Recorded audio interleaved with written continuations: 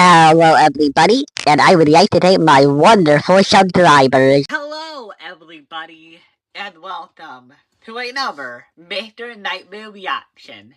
And today, we are going to be watching 3 very scary true New Year's Eve horror stories. I guess since Christmas is over, it's time to get into it is time to get into New Year's horror stories. I don't think he ever did Christmas. Okay, he did. 3 weeks ago. Okay, yeah. So, yeah, nothing bad has ever happened to me on, New Year's Eve. So, I'm excited to see what this could be about. Probably a lot of these are gonna happen during parties and all that. I kind of hope these are a bit more related to New Year's Eve than just, oh, this story happened during New Year's Eve. You know, it's kind of like the difference between watching a Christmas movie and a movie that takes place during Christmas. I want to feel like they're related to New Year's somehow, okay? Besides that, I don't have much to say. So let's get into it right now. New Year's Eve horror story. Fireworks. Story 1 by Robert. I'm using a voice transcription thing on my phone since I don't really like typing and I'm not the best with words. This was, God, I don't even know, like 7 or 8 years ago now. Maybe 6, I'm not really sure. My life's been a bit chaotic. Is it weird that he told us how he's writing it? Is that, relevant to the story? But also, well, now I'm kind of worried, since we already have the subtitles here that are, using an automated system, probably. Now I'm worried that, the narrator is, reading it, and he done it that part wrong, because, of how it's written. Yeah, I don't know, actually, how Mr. Nightmare reads these. How much of it is just him automating it by, oh, I'm looking at the word, I'm reading the word. How much is he actually paying attention to what he is saying? Since then, so my head's filled with all sorts of memories and whatnot. Okay. Anyway, this was New Year's Eve back when I was still dating my ex, Duda. Duda. We were on our way back from a Haven't heard that name. Went down. It must have been well after midnight because I remember being extremely tired. Yeah. Also, I'm sure you don't need me to tell you that driving on New Year's Eve isn't exactly the smartest decision, but we had no choice. They should know, I guess. The party had been at Duda's friend's place. Duda. But we were late additions to the guest list, so there weren't any sleeping arrangements left for us. Aww. The drive was actually pretty long, maybe 30 minutes, give or take. Okay. The roads were pretty much empty, which I remember being grateful for. Good. It had snowed earlier that day, so the streets were icy as hell. And honestly, it doesn't snow here in California, so I've never really had to deal with that issue at all. It had snowed earlier that day, so the streets were icy as hell. And honestly, the last thing I needed was to be dodging traffic. That's funny. Icy as hell? Really? Duda was half asleep in the passenger seat. Yeah. I had the heat cranked and some random rock playlist going just to keep myself from drifting off. Okay. You know how it is. Wait, no, we were maybe 10 minutes from her place when it happened. What? Okay, so I don't even know how to describe what I saw. Okay. 1 second the road ahead was completely empty, and the next there was just a woman. Wait, literally standing in the middle of the street. And she wasn't like crossing or anything. Yeah. She was just there, facing my car like she'd been waiting for us or something. Creepy. I remember my brain just not being able to process it fast enough. Yeah. I was already slamming on the brakes before I even realized what I was looking at. Good habit. I realized she was holding a knife. Oh, shit. It was down by her side. This massive kitchen knife. Why? The kind you'd use to, carve a turkey or something. My headlights were hitting her full on, and I could see her face was all twisted up. How? Like she was crying or screaming, or maybe both. Oh, God. It was sickly. I don't think I've ever reacted faster in my life. What did you do? I yanked the wheel to the right to avoid hitting her. Good. The second I did, she lunged at the car. I heard the impact before I understood what happened. What, the knife? Despite the chaos of everything unfolding so quickly, I knew exactly what happened. The knife? She had swung the knife at my car as I passed. Oh, Even though I had avoided her, the swerve combined with the ice was just too much. Oh, no. You slipped? I felt the tires lose grip, and suddenly we were spinning. No. The Dude, worst position to be in. And immediately started freaking out. Yeah. I was gripping the wheel Calm her would down. Actually do something, but there was nothing I could do. The car was not under my control. Okay, wait until it is. We spun a full 180, and were basically facing the other direction by the time the car stopped. Okay, well that's good, because if the car is moving so erratically, the woman can't do anything to you. As soon as you regain control of the car, you speed it. It doesn't matter what direction, just get away from her as fast as possible. You can regroup yourself afterwards. After recovering from the shock of almost dying, Yeah. I looked up through the windshield and felt sick all over You saw again, her. because we were now facing the direction we'd come from, which meant we were facing the woman. Yeah.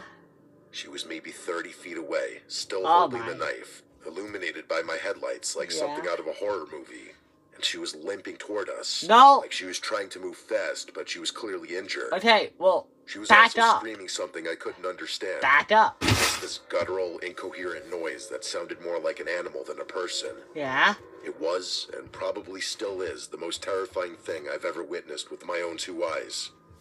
I remember Duda yelling at me to do something, but I was just frozen. Back up. I couldn't look away from this woman lurching toward us. Back Her up. clothes were dirty and torn, and her hair was all matted and wild. I don't know if she was on drugs or having some kind of mental breakdown or what. Probably. There was nothing behind her eyes. There was nothing there. How do you know that? It looked like she was a dead person walking. How can She was you maybe tell? 15 feet away when my survival instincts finally kicked in. Good. I threw the car in drive and slammed on the gas. Wait, what? You gonna run into her? The tires spun on the ice for this terrifying second before catching, and we started moving. Okay. I thought we were clear. Like, I thought that was it. But of No. course, I was wrong. What did she do? I don't know how she moved that fast. Like, 1 second she was in front of the car, and the next she was on it. What? She threw herself onto the hood, and I felt the whole car shudder Oh, from the no. impact. No. Duda was Back it up. screaming, I was cursing. Listen. Here's what you have to do at this point. Keep accelerating forward. Then stop the car. Wait, is that how that works? If you're moving forward and then No, I think I would just push her inward more. Maybe back it up really fast. If she backed it up really fast, it might fling her off of it. I don't know. I don't have a driver's license. This woman was clinging to the hood of my car with one hand while stabbing the windshield with the other. Sam, Just, like, what are you over and doing? over again. That's not how it works. I felt like she was trying to get into my car and kill me. And your like I was wife gonna die. or I girlfriend. couldn't see or think. I just started swerving the wheel back and forth as hard as I Yeah, could. get her away. The woman was sliding around on the hood, but she wouldn't let go. Well, She what was is she still holding screaming on that horrible, to? wordless scream, and her face was inches from the glass. Ew. And I swear to God, her eyes were locked on mine the entire time. What about On the Duda? third or fourth swerve, she finally lost her grip. Good. I watched her roll off the side of the hood and hit the pavement really hard before Ooh. sliding into the shoulder. The car fishtailed again, but I managed to keep it under control this time. I looked in the rearview mirror and saw Yeah. her lying there. Dead? She wasn't moving. Part of me wanted to stop. I know that sounds insane. No, given I what just get it. happened, but I thought maybe I'd killed her. Yeah. Like maybe she was just some mentally ill person who needed help, and I just killed Yeah. her. Duda grabbed my arm and told me not to stop. She was shaking and kept saying we needed to go. Yeah. But it wasn't our problem. I and we mean- couldn't get involved. I said we should at least call the police, Yeah. but she also shut that Why? down immediately. She said the cops would blame us since we've been drinking, and that there was no way they'd believe our story. What do you mean they won't believe us? The knife. Yeah, energy. The knife. All you have to show is that there are stab. All you have to do is show the knife that obviously hit your windshield. I don't think a knife could break into a tar windshield, but I am pretty sure a knife would at least leave noticeable marks on the tar. And there's no way that, the knife didn't do any damage. Or her leaping onto the tar didn't do any damage to the tar. And if there's any security footage nearby, that would also help confirm it. But I mean, okay, you're worried about being caught drunk, I guess? I don't know. I think they might believe your story. Especially if the woman is mentally ill and has a record. Well, what, you didn't leave her here? See, I'm not acting like she needs help. But you should tell the police. Otherwise, this might turn into some sort of investigation that would be unnecessary. She said we'd get arrested or something. Yeah, maybe take it down. None of that made sense, but Duda had this way of making everything sound urgent yet logical in the moment. I guess. She was always like that. Is that why you broke up? And borderline manipulative, honestly. Is that why you broke up? I left that woman on the side of the road, drove Duda home, and didn't tell anyone. I still feel sick thinking about it. Yeah? The damage to my car wasn't even that bad. Just the cracked windshield, okay. the knife marks on my driver's side window, Evidence. a few scratches on the hood. Surprisingly, there wasn't even any blood on the car. Yeah, I think I guess. Fixed like a week later, but the guilt stuck with me for months. Yeah. I kept checking the local news, waiting to see a story about a body found on that road. Nothing? Or a missing woman or something. But nothing ever came up. Shit. I don't know if that made me feel better or worse. I mean, I would feel worse. I would wonder what happened. Yeah, if she ended up dead, what? If she ended up dead, and yet nobody ever reported her body, then what happened to the body? Was it not important enough to report on? And if she was alive, is she okay? Where did she end up? But report it. Honestly. Part of me wonders if she got up after we left and just walked off into the woods or something. Maybe. Is that better? Doesn't want to know. The thing that really messed with me, though, was Duda. What? She acted like nothing happened. Yeah. Like within a couple days, she was back to her normal self, making plans, going out with friends, whatever. I mean, moving on. I brought it up once, and she got annoyed with me, telling me I was being dramatic, and that we did what we had to do. Okay. I remember just staring you didn't at really her do anything. Like, how can you be so cold about this? A woman tried to kill us, and we might have killed her. Yeah. And you're willing to just forget about the whole thing? Yeah. Is that why you broke up? A few months later for unrelated reasons. Oh, okay. Well, mostly unrelated. Personality? I'd be lying if I said that night didn't change how I saw her. Maybe I'm the crazy one. But an experience like that is not something you can easily forget. No, let alone move on from in 2 days. I might have ended someone's life that night. That deranged woman might have ended my life that night. Yeah. That's not something you could just forget about. I mean, it is self-defense, though. She did come at you with a knife. And it's not like you made an active choice to kill her. You just wanted to get away from her. So I wouldn't say, maybe you killed her, but you probably wouldn't get arrested if you told the police. I don't know if you should tell them now or not, but you should at least ask about it. If you're so worried or something. Story 2 by Brian M. I went to Cal Berkeley for undergrad.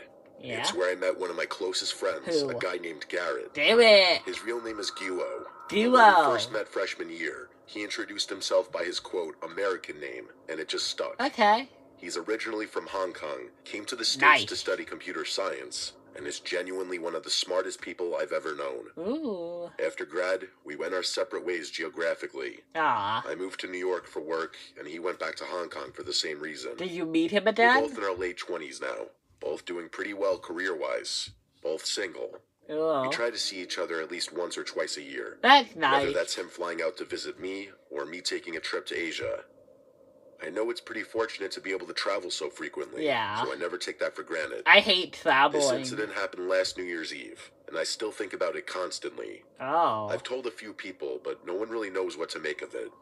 Nor do I. I'll try to tell you. By the way, Hong Kong is 13 hours ahead of New York. That means when it's midnight in Hong Kong, it's only 11 a.m. on December 31st in New York City. Okay. Garrett celebrates both the regular New Year and the Chinese New Year. So he was out partying that night, same as me. Nice. Just half a day earlier. Ha. I spent New Year's Eve with my two closest friends in the city, Rylan and Ari.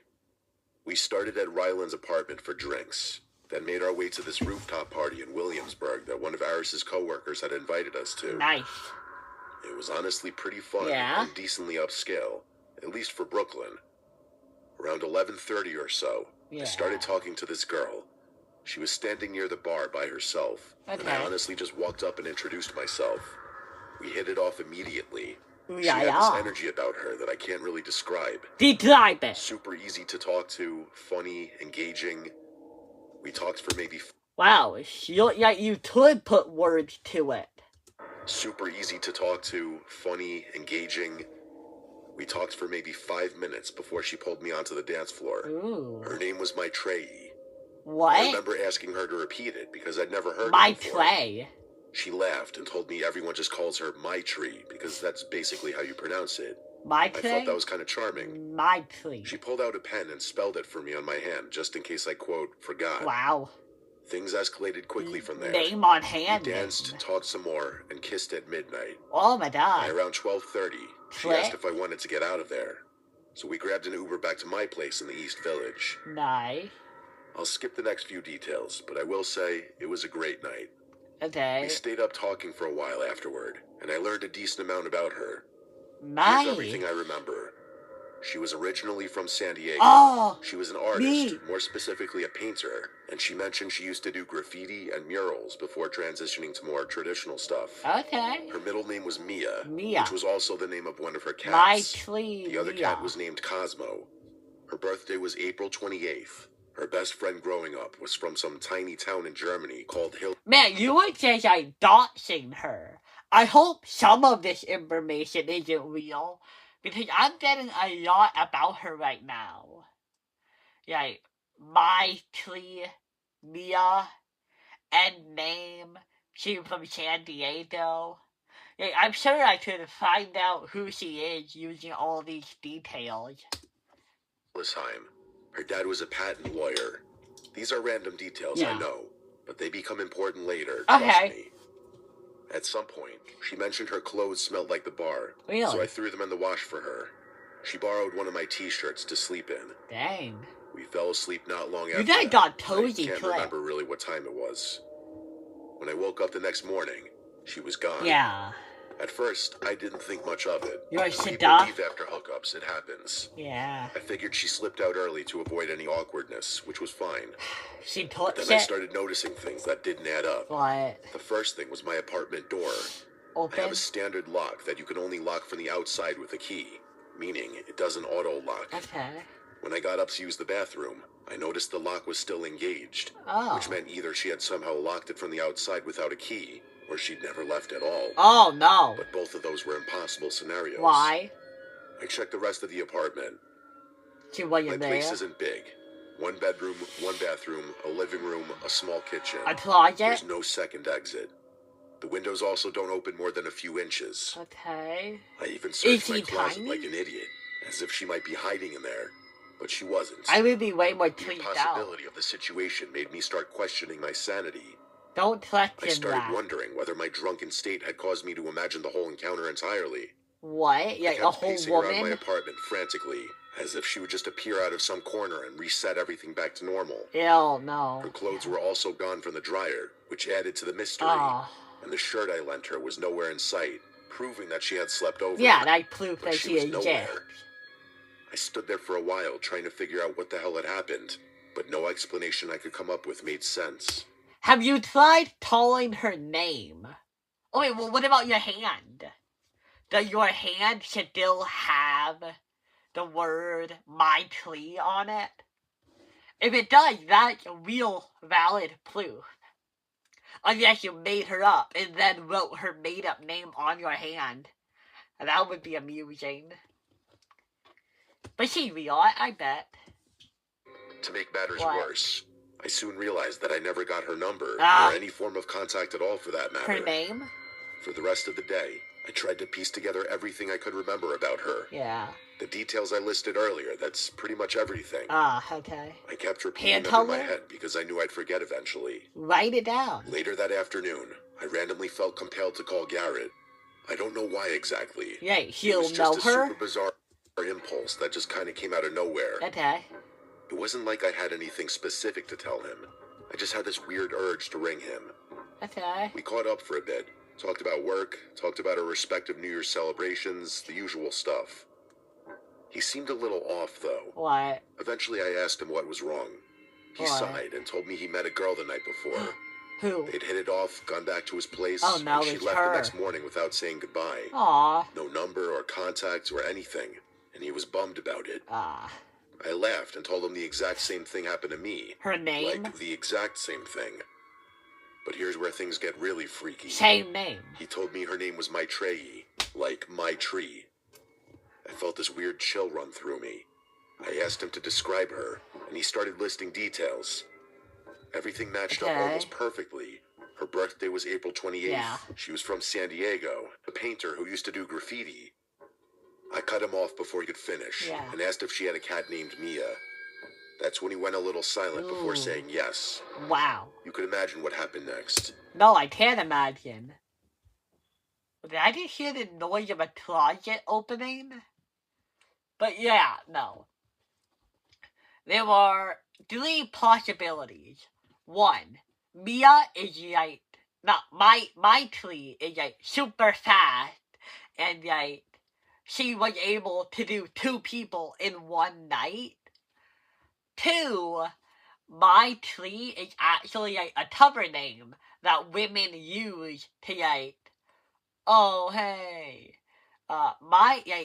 it's a false name women can use in situations like this, where they want to do this sort of shit.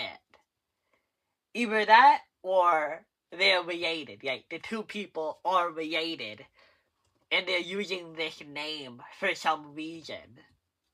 So it's either 2 people, it's like it's a name used by these kind of pickup people, or the 2 are related. I don't know which. The 2 of us spent like 15 minutes just listing as many things as we could remember about her. Okay. And all of it lined up. Hand color? It was actually kind of horrifying. Yeah. It gets worse, though. What? He actually had pictures with her. Oh! Something I didn't have. Okay, and he show showed me. them to me. It was the exact same girl, I'm 100% certain. Twins? We tried to rationalize it, but every explanation we could come up with was ridiculous. And here's the thing. They can't all be Hong Kong bad. is 13 hours ahead of New York. Shit. Garrett met her around 11 p.m. on December 31st, Hong Kong time. Wow. I met her at around 11:30 p.m. on December 31st, New York time. Okay. That's roughly a 12-hour difference. But a flight from Hong Kong to New York takes at least 15 hours. And it's usually longer. More like 16 or 17. Even if she had somehow gotten on a plane the second she left Garrett's apartment, she couldn't have made it to that rooftop party in Williamsburg in time. Yeah, duh. The math didn't work. Yeah. It was literally impossible. Impossible. And even if we ignore the flight time somehow, how would she have known to go to that exact party? Well, how would she have ended up talking to me? I mean, and not yet that part had to be planned. All that had to be planned is that she was in Hong Kong, she met him, she decided to go over to this town in Williamsburg, she went to another party, and talked to another man. It doesn't mean that she planned who she was going to talk to. The fact that you 2 happen to know each other might be a coincidence. But yeah, I get it. How would she have known to use the same name, the same details, the same everything? I mean, I believe the assumption is that it's her real information. Like, you know, her name might actually just be My Tree. I still don't have answers to any of these questions. Yeah. Neither does Garrett. Yeah. We've talked about it probably a dozen times since then, and we always end up at the same place. What? We don't know what happened, and we probably never will. Yeah. Neither one of us saw that girl again. The thing that messes with me the most is how real it all felt. Well, it was. I know for a fact that she wasn't some drunken hallucination. I literally talked to her for hours. Well, yeah, it had to be real. You somehow came up with the exact same... Yeah, okay, David, he met her. He has photos on his phone about her. Yeah, so there is no doubt in my mind that David met a woman named My Tree and took pictures with her. That is certain. You met a woman who had the exact same name and facts as David. Unless you're a really good hallucinator, I don't believe you made it all up. Especially with the shirt being missing. Slept in my bed. Yeah. And then she just vanished from a locked apartment with no other exits. Yeah. Garrett and I don't really know what to do with this. We've both tried looking her up online. Nothing? But Maitreyi with no last name and only vague details about being an artist from San Diego doesn't exactly narrow things down. Oh, well, okay. We found nothing. Well, New Year's Eve is fast approaching, which is why this is all fresh in my head again. Usually, the insanity of crazy, unexplainable experiences fades over time, but for some reason, it feels like the opposite for me. The more time passes, the freakier it is to think about the possibility that I may have slept with a ghost on New Year's Eve. I know that sounds ridiculous, but I don't have a better explanation for what happened. I mean, I could give you a better explanation. Yeah, you didn't really tell me anything about her face. Do you even remember what her face looked like? Because you gave me, you gave me personality information, and you gave me, personal information, but you never talked about her face or how she looked.